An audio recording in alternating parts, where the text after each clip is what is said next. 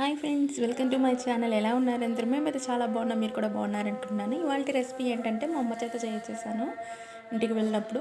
ఇది ఆడవాళ్ళ నడుములు దృఢంగా బలంగా ఉండేదానికి, ఎముకలన్నీ గట్టిగా దృఢంగా ఉండడానికి అన్నమాట. పిట్టు అండి రెసిపీ, చాలా బాగుంటుంది. చిన్నప్పటి నుంచి మేము బాగా తింటాం. ఇది నాకు చాలా ఇష్టం, ఇంటికి వెళ్ళినప్పుడల్లా చేసుకుంటాను.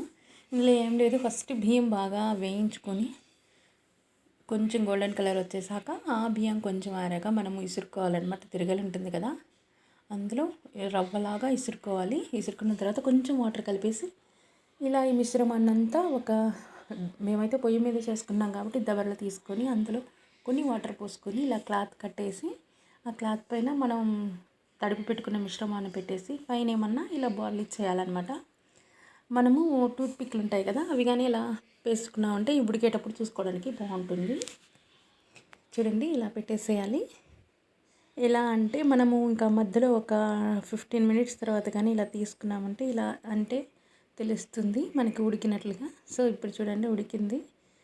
మా అమ్మ అయితే ఇప్పుడు బెల్లం దంచి పెట్టేసుకుంది ముందుగా. మీకు స్వీట్ ఎక్కువ కావాలంటే ఎక్కువ బెల్లం వేసుకోవచ్చు, మేము కూడా ఎక్కువ వేసుకున్నాం. ఇక్కడ కొలతలన్నీ మీ ఇష్టము. ఇంకా ఇలాచీ దంచి పెట్టేసుకొని వేసుకోవాలి. బెల్లము ఇలాచీ అంతా బాగా కలిపెట్టేసుకొని నీట్గా మెత్తగా దంచుకొని ముందుగా మనం చేసిన మిశ్రమం ఉంటుంది కదా, దాన్ని ఒక తాంబూలంలో కానీ డిష్లో కానీ అలా వేసేసుకొని మధ్యలో కొంచెం గ్యాప్ ఇచ్చేలా ఇప్పుడు మా అమ్మ చేసి చూపిస్తుంది చూడండి. మధ్యలో చూడండి ఎలా వచ్చిందో, అది ఎంత టేస్టీగా ఉంటుందంటే ఫ్రెండ్స్, అంత బాగుంటుంది.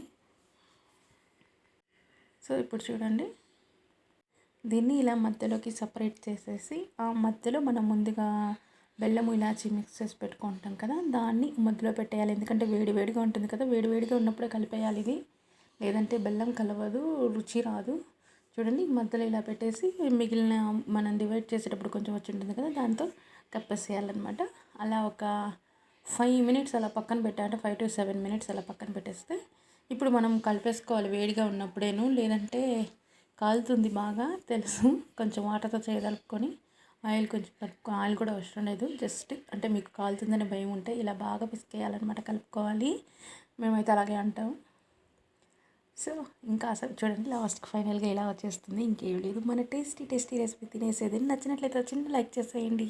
మెచ్యూర్ అయినప్పుడు పెడతారు ఇది.